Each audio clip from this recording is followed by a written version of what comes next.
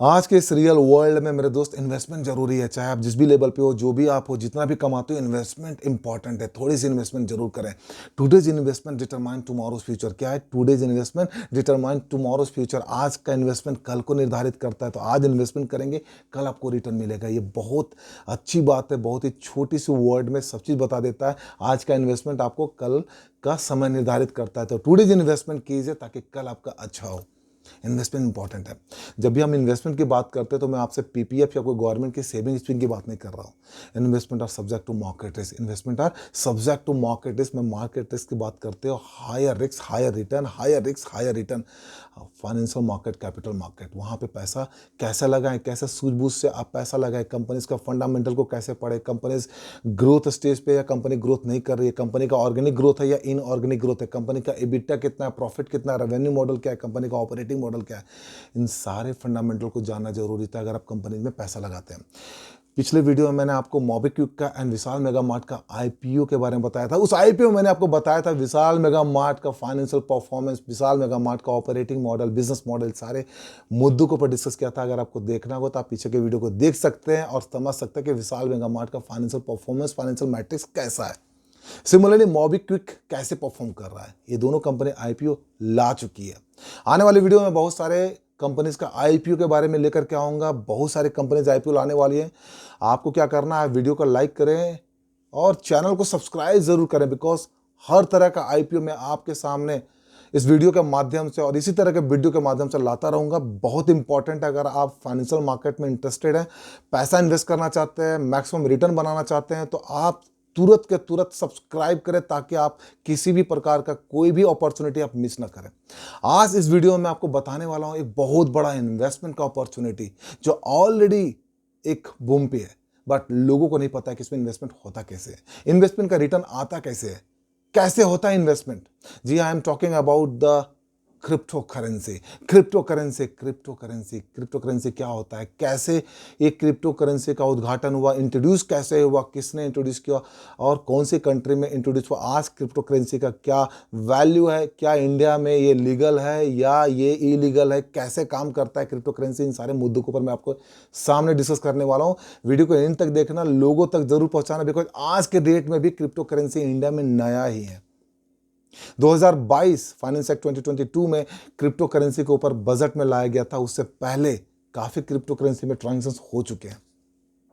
आपको मैं 2008 में लेकर के चलता हूं जब एक क्रिप्टो करेंसी की जरूरत पड़ गई थी। 2008 में मैं आपको लेकर चलता हूं जब आपके अमेरिका के अंदर फाइनेंशियल मार्केट, फाइनेंशियल क्राइसिस पूरी तरीके से हो चुका था। 2008 अगर आपको याद हो तो पूरा अमेरिका में जो स्टॉक मार्केट है, फाइनेंशियल कंप्लीटली फाइनेंशियली डूब चुके थे। स्टॉक जो है पूरे के पूरे गिर चुके थे, लोगों का पैसे डूब गए, इन्वेस्टर का पैसा बर्बाद हो गया, इन्वेस्टर डूब चुके थे, नॉर्मल पब्लिक भी रोड पे आ चुका था।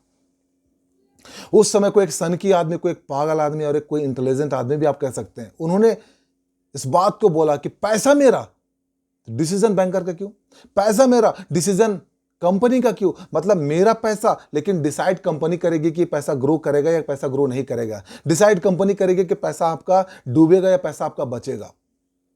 उस आदमी ने उस समय सोचा 2008 के अंदर, एंड 2009 में उन्होंने क्रिप्टो करेंसी बना दिया। Crypto currency means what? It is one of the digital currency. अगर आप होल वर्ल्ड की बात करें तो टोटल 182 कंट्रीज है और इस 182 कंट्रीज में आपके मोटा मोटी हर कंट्री का अपना करेंसी है। अगर आपको इंडिया में रहना है, इंडिया के अंदर ट्रांजैक्शंस करनी है, भारत में कोई भी अगर आपको लेन देन करना है तो आपको आईएनआर की जरूरत पड़ती है। सिमिलरली अगर आप यूएसए में करते हैं तो आपको यूएसडी की जरूरत पड़ती है। सिमिलरली अगर आप यूरोप में जाते हैं तो आपको यूरो और पौंड की जरूरत पड़ती है।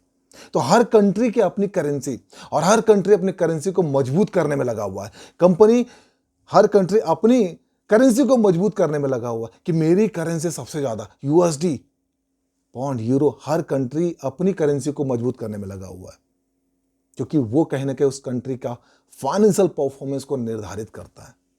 तो 2009 में जब क्रिप्टो करेंसी का उद्घाटन हुआ, उसका ऑब्जेक्टिव सिंपल था कि कोई भी व्यक्ति अगर पैसा लगाता है तो उसका पैसा किसके पास है ये पता नहीं चलना चाहिए, कंप्लीटली गोपनीय है। क्रिप्टो करेंसी, अगर क्रिप्टो का हिंदी मीनिंग अगर आप जाने तो उसका मतलब ही होता है गोपनीय, छुपा हुआ, मतलब छुपा हुआ पैसा, छुपा हुआ करेंसी। तो जब 2009 में उन्होंने बनाया 2010 में एक क्रिप्टो करेंसी का वैल्यू 2 रुपया 85 पैसा था।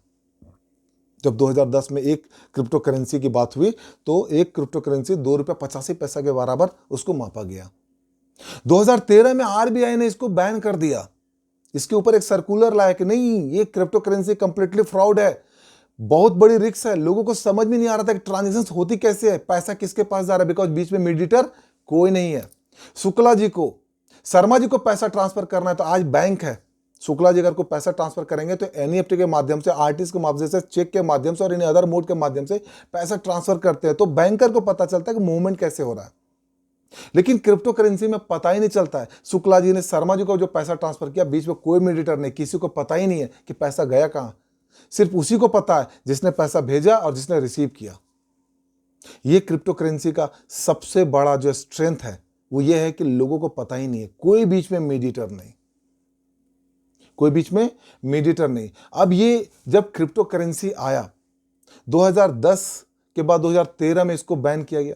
2018 में फर्दर फिर आरबीआई ने इसको बैन कर दिया कि नहीं, इंडिया में ये पॉसिबल ही नहीं है। इंटरनेट के माध्यम से लोग ट्रांजैक्शंस कर रहे हैं, लोग पैसा लगा रहे हैं, लेकिन उस पैसा को कोई वैल्यू नहीं, कभी इतना अप हो जाता है, कभी इतना लो हो जाता है, पैसा कभी अप कभी लो, पता ही नहीं चल रहा है कि पैसा मूवमेंट कैसे होता है। आरबीआई ने कंप्लीटली मना कर दिया, रिजर्व बैंक इंडिया ने मना कर दिया कि ये फ्रॉड है, इसके ऊपर पैसा ना लगाएं, इसमें आप बहुत बड़े रिस्क पे जा सकते हैं। 2020 में ऑनरेबल सुप्रीम कोर्ट ने जो बैन लगाया था आरबीआई ने उसको खत्म कर दिया। सुप्रीम कोर्ट ने बोला कि आप ऐसा नहीं कर सकते। कोई भी कंट्री का कोई भी करेंसी वो कहीं ना कहीं हमारे कंट्री को, हमारे देश को भी इंपैक्ट करता है। आप इंटरनेट के माध्यम से जो भी ट्रांजैक्शंस होते हैं उसको आप बंद नहीं कर सकते हैं। ये अनकॉन्स्टिट्यूशनल है, आप इसको नहीं कर सकते हैं। इसके ऊपर आप लॉ बनाइए। और फाइनली 2020 में इसको अप्रैल 6, 2020 से लेकर के इसको कानूनन जो है इसको वैलिड करार दिया, इसको वैलिड बना दिया। आरबीआई ने सर्कुलर जारी किया कि ये पैसा आप इस पे ट्रांजैक्शन आप कर सकते हैं। उन्होंने एक नोटिफिकेशन जारी किया। अब 2020 में जैसे उन्होंने नोटिफिकेशन जारी किया, लोगों में बूम आ गया, क्रिप्टो करेंसी में पैसा लगाना है, क्रिप्टो करेंसी में पैसा लगाना है। गवर्नमेंट कंप्लीटली परेशान, इसके ऊपर कैसे टैक्स का कैसे हम माध्यम रखें, कैसे टैक्स का कैलकुलेशंस करें। क्रिप्टो करेंसी एक सेलर एक परचेजर है, बीच में कोई है ही नहीं, पता ही नहीं चल रहा है। फाइनली फाइनेंस एक्ट 2022 में इसको बजट में लाया गया थ्रू डिजिटल वर्चुअल एसेट्स। इसका नाम दिया गया क्रिप्टो करेंसी को डिजिटल वर्चुअल एसेट्स। मतलब ये डिजिटल फिजिकल एसेट्स नहीं है, वर्चुअल है, पता ही नहीं, वर्चुअल मोड में है। डीवीए का इंट्रोडक्शन हुआ फाइनेंस एक्ट 2022 में। अब जब ये बजट में आ गया तो जो भी आप क्रिप्टो करेंसी का ट्रांजैक्शंस करते हैं वो आपका जो कहीं ना कहीं ट्रांजैक्शंस आपके वैलिड ट्रांजैक्शंस मानी जाती है और उस ट्रांजैक्शंस के ऊपर एक सर्टेन अमाउंट आपको टैक्स पे करना होता है। मैं आपको टैक्स के बारे में थोड़ी देर में बताने वाला हूँ। पहले आपको क्रिप्टो करेंसी बना कैसे और क्यों ये इंपॉर्टेंट है और आज के डेट में कितनी वैल्यू है एक क्रिप्टो करेंसी की। दोस्त, क्रिप्टो करेंसी जब 2009 में इसको इंट्रोड्यूस किया गया, लोगों को लगा कि ये बहुत बड़ा फ्रॉड है, पैसा नहीं लगाना चाहिए। लेकिन अमेरिका के अंदर जो बड़े बड़े बिजनेसमैन हैं, लोगों ने पैसा लगाना शुरू कर दिया। यहाँ तक कि एलन मस्क ने भी पैसा लगाया, उन्होंने भी पैसा लगाया। जैसे ही पैसा लगाया, डिमांड सप्लाई का गेम है, डिमांड सप्लाई का गेम है। जितना डिमांड होगा, सप्लाई कम होगी, वैल्यू ऑटोमेटिकली बढ़ेगी। इसकी वैल्यू इतनी बढ़ती चलेगी, इतनी बढ़ती चलेगी। आज की डेट में अगर आप एक क्रिप्टो करेंसी का वैल्यू देखें तो वो मोटा मोटी 80 लाख के अराउंड में है। और ये वैल्यू बना कैसे? क्योंकि बड़े बड़े बिजनेसमैन को भी लगने लगा कि कहीं ना कहीं क्रिप्टो करेंसी का ही जमाना आएगा, लोगों का पैसा लोगों के पास हो, बीच में किसी को ना पता चले। कोई बैंकर नहीं, कोई कंपनी नहीं, किसी के पास पैसा नहीं, हमारा पैसा है, हमारा पैसा का मालिक मैं हूं, हमारे पैसे के मालिक मैं हूं। और लोगों ने जो पैसा लगाया, अच्छे अच्छे बिजनेसमैन ने पैसा जो लगाया, इस वजह से क्रिप्टो करेंसी की वैल्यू बहुत अप हो गई। आज के रेट में एक क्रिप्टो करेंसी का वैल्यू अराउंड 80 लाख के बराबर है। आप सोच करके देखिए, जिसने भी 2010 में क्रिप्टो करेंसी 10 खरीद कर रखा हुआ है, आज के डेट में कितना बड़ा वर्दी है, वो कितना बड़ा एसेट्स बन गया उसके लिए। अब ये क्रिप्टो करेंसी आ तो गया। क्रिप्टो करेंसी के कुछ एग्जाम्पल अगर मैं बात करूं, जैसे बिटकॉइन, आपके एथेरियम, आपके लाइट कॉइन, डोजकॉइन, रिपल, ये सारे वो करेंसी है जो काफ़ी पॉपुलर है। बिटकॉइन आज के डेट में लोग पैसा लगाते हैं और सबसे बड़ी इंपॉर्टेंट है, इसमें पैसा आप कोई ऐसा नहीं कि एक शेयर का वैल्यू जैसे आपका 100 रुपया है तो आपको 100 रुपये का एक शेयर परचेस करना नहीं। अगर आपका एक क्रिप्टो करेंसी अगर 80 लाख के डेट में, आज के डेट में आप 10 लाख रुपए भी लगा करके एक सर्टेन पोर्शन आप उसका ले सकते हैं। वो 10 लाख रुपया 20 लाख बनेगा कि 10 लाख रुपया 5 लाख बढ़ेगा, ये पूरी की पूरी खेल डिमांड एंड सप्लाई पे है। तो मेरे दोस्त, आप जब भी क्रिप्टो करेंसी में पैसा लगाएं तो आप पहले इस चीज़ को समझें कि इसका कोई सर्टेन रूल नहीं है। यानी आपने पैसा लगाया लेकिन वो पैसा कितना बढ़ेगा, कैसे बढ़ेगा, ये कंप्लीटली डिमांड एंड सप्लाई पे, और जिसका डिमांड एंड सप्लाई कैसे बढ़ता है घटता है, इसका कोई सच फंडामेंटल रूल नहीं है। आपने पैसा लगा दिया, हो सकता है कल वो पैसा 30% इंक्रीज कर जाए, हो सकता है पैसा 20% डिक्रीज कर जाए। अब ये पैसा क्रिप्टो करेंसी में तो आपने लगा दिया, जैसे मैंने बताया कि छुपा हुआ पैसा, ये पैसा काम कैसे करता है, कैसे इसकी ट्रांजैक्शन कैसे होती है, तो इसकी ट्रांजैक्शंस ब्लॉकचेन के माध्यम से होती है मेरे दोस्त। ब्लॉकचेन आपको जानना जरूरी है। ये ब्लॉकचेन होता क्या है, जैसे दो ट्रांजैक्शंस के बीच में एक बैंकर मीडिएटर होता है ना, कि आपको अगर शर्मा जी को पैसा शुक्ला जी को ट्रांसफर करना है तो शर्मा जी एनईएफटी या फिर चेक के थ्रू या फिर अदर मोड में वो पैसा ट्रांसफर करेंगे, राइट। इसी प्रकार से ब्लॉकचेन जो है वो पैसा कहीं ना कहीं एक्सचेंज करने में वो सपोर्ट करता है। एक ब्लॉक अगर भरता है तो फिर दूसरा ब्लॉक बन जाता है, दूसरा ब्लॉक भरता है तो तीसरा ब्लॉक बन जाता है, यानी ये ब्लॉक भरते जाता है, उसकी चेन कंप्लीट होते जाती है, दूसरा ब्लॉक स्टार्ट हो जाता है, फिर वो भरेगा, ये चेन चलता रहता है। ब्लॉक चेन के माध्यम से ट्रांजेक्शन्स होती रहती है। अब ब्लॉक चेन्स के थ्रू जब ये ट्रांजेक्शन्स होता है, इसमें एक और टेक्निकल वर्ड्स है, माइनिंग। अब ये माइनिंग क्या करता है, शुक्ला जी ने शर्मा जी को तो पैसा ट्रांसफर कर दिया, पैसा पहुंचेगा कैसे, डिजिटल करेंसी के फॉर्म में उनके पास पहुंचेगा कैसे, तो ये काम करता है माइनिंग। माइनिंग में क्या होता है, बहुत सारे माइनर बैठे रहते हैं, वो माइनर एक हैवी कंप्यूटर, सुपर कंप्यूटर के थ्रू जो है, जो भी उसकी डिकोडिंग होती है, जो कोड के थ्रू जो वो पैसा ट्रांसफर होता है उसको वो डिकोड करते हैं और वो सर्टेन पैसा जो है वो उस रेसिपिएंट तक पहुंचाते हैं। अब ये माइनर जो होते हैं ये काफ़ी बड़े बड़े लैपटॉप, बड़े बड़े सुपर कंप्यूटर पे काम करते हैं। आपको पता है इसमें काफ़ी सारा इलेक्ट्रिसिटी का खर्चा होता है, तो मतलब एक नॉर्मल व्यक्ति कभी भी माइनिंग का बिजनेस नहीं कर सकता। ये बड़े बड़े जो हस्ती होते हैं, जो बड़े पैसे वाले लोग होते हैं, ये सुपर कंप्यूटर के माध्यम से ये पैसा को ट्रांसफ़र कराते हैं, और ट्रांसफ़र कराने में उनको मिलता क्या है, तो उनको मिलता है कुछ बिटकॉइन। ये इंपॉर्टेंट है, कुछ उनको क्रिप्टो करेंसी मिल जाता है। तो जब ट्रांजैक्शंस होता है, शुक्ला जी को शर्मा जी को ट्रांसफर करना है, बीच में कोई बैंकर नहीं है, तो ये काम करता है ब्लॉकचेन। ब्लॉकचेन के थ्रू ये पैसा होता है और इसको डिकोड किया जाता है माइनिंग के थ्रू। बहुत सारे माइनर बैठे रहते हैं जो इसको डिकोड करके पैसा को ट्रांसफर कराते हैं। कहानी बड़ा सिंपल है। ये माइनर बैठते कहाँ पे, कौन है माइनर, कुछ भी नहीं पता, आप नहीं पकड़ सकते।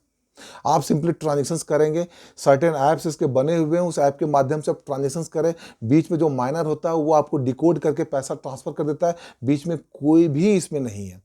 अब इसके फायदे क्या है, अगर क्रिप्टो करेंसी की बात करें इसमें फायदा क्या है, तो फायदा ये है कि आपका पैसा आप मालिक, कोई बीच का मीडिएटर नहीं।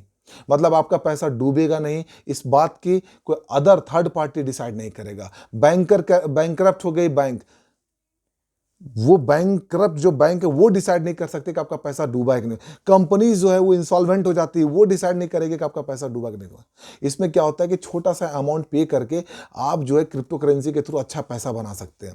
इसमें कोई एक्सपोर्ट की तरह नहीं है कि हाँ फॉरेन करेंसी में पैसा आ रहा है तो बैंकर अच्छा खासा अमाउंट चार्ज करता है उस करेंसी को रिमिटेंस कराने में, उस करेंसी को आपको INR में पहुँचाने के लिए। यहाँ पे ऐसा सच नहीं है, छोटा सा अमाउंट खर्चा करना होता है और क्रिप्टो करेंसी आपके अकाउंट में। आप इस पैसा को चाहे तो ट्रांसफर कर सकते हैं, इस पैसा को आप INR में कन्वर्जन करा सकते हैं, आप INR में इसको निकाल सकते हैं। याद रखें, क्रिप्टो करेंसी जो है वो लीगल टेंडर नहीं है। लीगल टेंडर का मतलब हुआ कि ये कोई किसी भी कंट्री में ये आपका ट्रांजैक्शंस के लिए वैलिड नहीं है। आप इसकी मूवमेंट कर सकते हैं, आप इसका सेल परचेज कर सकते हैं, लेकिन इससे कोई आप सर्विस या कोई प्रोडक्ट आप परचेज नहीं कर सकते। तो अगर इंडिया में अगर आप बात करें तो RBI ने कोई ऐसा सर्कुलर या कोई ऐसा नोटिफिकेशंस नहीं दिया। आप सिर्फ सेल परचेज का ट्रांजेक्शन्स कीजिए, आप पैसा बना सकते हैं, उस पैसा को कन्वर्ट करा दीजिए। लीगल टेंडरिंग का राइट नहीं है, मतलब लीगली उससे आप सेल परचेज नहीं कर सकते हैं। अगर आपको कोई गाड़ी खरीदनी है, BMW गाड़ी खरीदनी है, तो आप ये नहीं बोल सकते कि ये मेरे पास क्रिप्टो कॉइन है, आप पकड़िए और मुझे गाड़ी दे दीजिए। नहीं, क्रिप्टो कॉइन को पहले आपको INR में कन्वर्ट कराना पड़ेगा, एंड देन आप उस INR से गाड़ी परचेज कर सकते हैं। तो it is something that you should know. Now crypto currency में आपने बिटकॉइन को देखा, आपने ब्लॉकचेन को भी देखा, आपने माइनिंग को भी देखा। अब ये क्रिप्टो करेंसी का नुकसान क्या है, क्या है इसका डिसएडवांटेज? क्योंकि बीच में कोई मेडिएटर नहीं है, तो इसका कोई मालिक नहीं है, किसके पास कितना पैसा कब कहाँ कैसे पहुंच रहा है किसी को नहीं पता। इससे इलीगल एक्टिविटी काफ़ी बढ़ जाती है, काफ़ी टेररिज्म ग्रुप जो होते हैं वो भी इस माध्यम के थ्रू पैसा बनाते हैं और इसको कहीं ना कहीं इलीगल तरीके से किसी भी कंट्री में कुछ कांड कर देते हैं। तो क्रिप्टो करेंसी कहीं ना कहीं आज के डेट में थोड़ा सा मॉडिफाइड हुआ है, थोड़ा सा इसमें सिक्योरिटी लाने की कोशिश की गई है, बिकॉज एक क्रिप्टो करेंसी के बराबर अगर 80 लाख होते तो कहीं ना कहीं इसका एक वजन है, इसका एक वैल्यूज़ है। लोग इस पर भी कहीं ना कहीं पैसा लगा रहे हैं with security, some of the amount they are investing, but कहीं ना कहीं इसमें अगर आप देखें तो आज के रेट में इसमें मेडिएटर का कोई कॉन्सेप्ट नहीं है। अब बात करते हैं इस क्रिप्टो करेंसी का इंडिया में क्या। तो जब आप इंडिया में बात करें, इंडिया में भी आप लीगल ट्रांजेक्शन्स कर सकते हैं। 2013 में आरबीआई द्वारा बैन, देन 2018 में फर्दर बैन। समझ में नहीं आया, पूरी कंफ्यूज कि क्या है ये, किस चिड़िया का नाम है क्रिप्टो करेंसी, कैसे ट्रांजेक्शन्स होता है। 2020 में सुप्रीम कोर्ट ने फिर इसको पलटवार देते हुए इसको हटा दिया, बोला कि नहीं, क्रिप्टो करेंसी में ट्रांजेक्शन कर सकते हैं, असंवैधानिक है, अगर आप इसको नहीं अलाउ करते तो लोग कैसे कैसे ट्रांजेक्शन्स करेंगे। तो इंडिया को भी आप नहीं रोक सकते क्रिप्टो करेंसी से। 2020 में जब सुप्रीम कोर्ट ने इसको अलाउ किया, 2022 में government through budget finance act 2022 इसको कहीं ना कहीं लागू किया। अब जब ये बजट में आ गया through digital virtual currency, DVA, right, digital virtual currency, तो ये आपका जो है कहने के एक वर्चुअल करेंसी के थ्रू, डिजिटल वर्चुअल एसेट्स के थ्रू ये अभी आपका ट्रीटमेंट होता है। और ट्रीटमेंट बहुत सिंपल है। अगर आपने crypto currency with in Indian resident से, अगर आप इंडियन रेजिडेंट से परचेज करते हैं तो उस स्थिति में आपकी जो टैक्स की कंप्लायंसेस वो डिफरेंस हो जाती है। और अगर आप नॉन रेजिडेंट से परचेज करते हैं तो टैक्स कंप्लायंसेस डिफर हो जाती है। तो अगर आप क्रिप्टो करेंसी में आपको दो तरह का टैक्स से फेस करना पड़ेगा। अब अगर आप सेल परचेज में, मतलब अगर आपने क्रिप्टो करेंसी, चाहे वो आपका बिटकॉइन हो या फिर इथेरियम हो या फिर आपका रिपल हो, कोई भी आपका जो क्रिप्टो करेंसी है, अगर आप उसकी सेल परचेज करते हैं तो उसमें जो भी आपका प्रॉफिट आता है उस प्रॉफिट के ऊपर आपको 30% टैक्स पे करना पड़ेगा। उसके ऊपर आपको 30% टैक्स पे करना पड़ेगा। यानी अगर आपने 10 लाख का एक बिटकॉइन परचेज किया और आपने उसको 20 लाख में बेचा तो 10 लाख रुपए को ऊपर आपको 30% का टैक्स देना पड़ेगा। एक बिटकॉइन पे आपने 10 लाख रुपए का प्रॉफिट बनाया, दूसरा एथेरियम के अंदर आपने 7 लाख का नुकसान बनाया। यहाँ पे सेट ऑफ अलाउड नहीं है, यहाँ पे सेट ऑफ अलाउड नहीं है। यानी 20 लाख रुपया पे जो आपने 10 लाख का प्रॉफिट कमाया उसके ऊपर 30% का टैक्स पे करना पड़ेगा, और 7 लाख का जो लॉसेस पे हुआ उस पर आपको कुछ भी नहीं पे करना पड़ेगा। मतलब ये सेट ऑफ अलाउड नहीं है, किसी भी तरीके से सेट ऑफ अलाउड नहीं है, किसी भी ईयर में सेट ऑफ अलाउड नहीं है। तो आप इसका सेट ऑफ नहीं कर सकते, आपको 30% टैक्स पे करना पड़ेगा। अगर आप इंडियन रेजिडेंट से क्रिप्टो करेंसी परचेज करते हैं और 50,000 से ऊपर का परचेज है तो उस परचेज अमाउंट पे आपको 1% TDS भी जमा करना पड़ेगा। उस परचेज अमाउंट के ऊपर आपको 1% TDS भी जमा करना पड़ेगा। तो दो तरह का टैक्स हो गया, एक सेल परचेज का जो प्रॉफिट होता है उसके ऊपर 30% का टैक्स देना पड़ेगा, और एक अगर 50,000 से ऊपर की वैल्यू का अगर आपने ट्रांजेक्शन किया और आपने जो परचेज किया वो रेजिडेंट इंडियन से किया, भारतीय से किया, तो उसके ऊपर आपको 1% टैक्स जमा करना पड़ेगा। अब इसमें आता है कि जो क्रिप्टो करेंसी होता है उसको हम या तो ट्रेडिंग कर सकते हैं या फिर इन्वेस्टमेंट मोड के लिए हम ले सकते हैं। अब इसको समझिए, अगर आप क्रिप्टो करेंसी का इन्वेस्टमेंट करते हैं, मतलब आप सेल परचेज करते हैं इन्वेस्टमेंट मोड में, तो कहीं ना कहीं आपका कैपिटल गेन आएगा। उस कैपिटल गेन के ऊपर आपको 30% टैक्स पे करना पड़ेगा। और जब आपका कैपिटल गेन आएगा तो वहां पे जो आपको ITR फॉर्म यूज करने है वो ITR 2 यूज करना है, income tax return second form use करनी है। लेकिन अगर आप इसको बिजनेस पर्पस के लिए आप ट्रेडिंग करते हैं तो ट्रेडिंग जैसे ही करते हैं तो आपका ये बिजनेस पे कवर्ड होगा, और जब बिजनेस में ये आपका कवर्ड होगा तो आपको ITR 3 फॉर्म यूज करना है। लेकिन टैक्स का जो रेट की बात करते हैं, दोनों के केस पे 30% का टैक्स आपका लगेगा, दोनों भी केस में 30% का टैक्स लगेगा। तो टैक्स बड़ा सिंपल है। डिजिटल वर्चुअल एसेट्स के नाम से आपको क्रिप्टो करेंसी को बोला जाता है। वह इंडिया में आपका फाइनेंस एक्ट 2022 के थ्रू इंट्रोड्यूस किया गया हुआ है। 30% का टैक्स आपको पे करना पड़ेगा। जो भी आप प्रॉफिट कमाएंगे उस प्रॉफिट के ऊपर no set off the losses किसी भी तरीके का, चाहे एक बिटकॉइन पे आपने प्रॉफिट बनाया, दूसरे बिटकॉइन पे आपने लॉसेस बनाए, सेट ऑफ अलाउड नहीं है। एक बिटकॉइन पे आपने प्रॉफिट बनाया, दूसरा इथेरियम के अंदर लॉस बनाया या फिर रिपल के अंदर लॉस बनाया, कोई सेट ऑफ अलाउड नहीं है। अगर 50,000 से ऊपर का अगर आप परचेज करते हैं और रेजिडेंट इंडियन से परचेज करते हैं तो आपको 1% का TDS भी जमा करना पड़ेगा। तो ये है कंप्लीट आपका टैक्स का कंप्लाइंस। आपका जैसे टीडीएस का रिटर्न जाता है वैसे एज ए परचेजर आपको वो करना पड़ेगा। जैसे आप सेल परचेज करते हैं तो जो भी कैपिटल गेन होता है उसका आपको ITR 2 ITR 3 के थ्रू जो है आपको फॉर्म के थ्रू फर्निश करनी पड़ेगी, डिटेल आपको फर्निश करनी पड़ेगी कि आपने इतना का जो है क्रिप्टो करेंसी खरीदा, इतना बेचा। इसकी पूरी डिस्क्लोजर आपको देनी पड़ेगी ITR 2 और ITR 3 के अंदर। तो ओवरऑल यही समरीज है क्रिप्टो करेंसी के ऊपर। Crypto currency one of the digital virtual currency आज के डेट में काफ़ी पॉपुलर है। आप जब पैसा लगाएं बड़े सोच समझ के सूझबूझ के साथ पैसा लगाएं।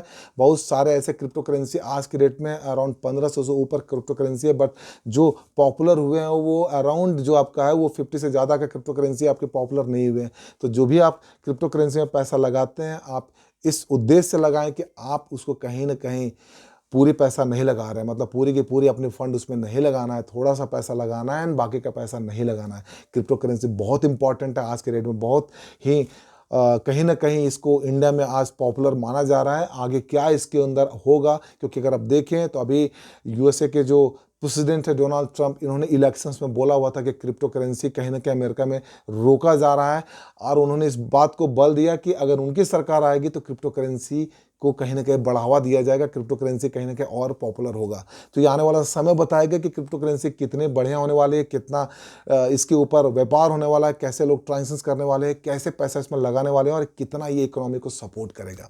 आज के डेट में आपको कहीं ना कहीं पूरा पैसा इसके अंदर नहीं लगाना है, थोड़ा पैसा लगाइए, समझिए, देखिए एंड देन अगर आपको लगता है फिर थोड़ा सा पैसा लगाइए, क्योंकि it is completely subject to your market risk. Company perform करेगी ये इस पर नहीं है, ये कम्प्लीटली एक डिफरेंट मार्केट है, डिफरेंट सेगमेंट है। सोच समझ के पैसा लगाएं और सही जगह पैसा लगाएं, पूरा पैसा ना लगाएं।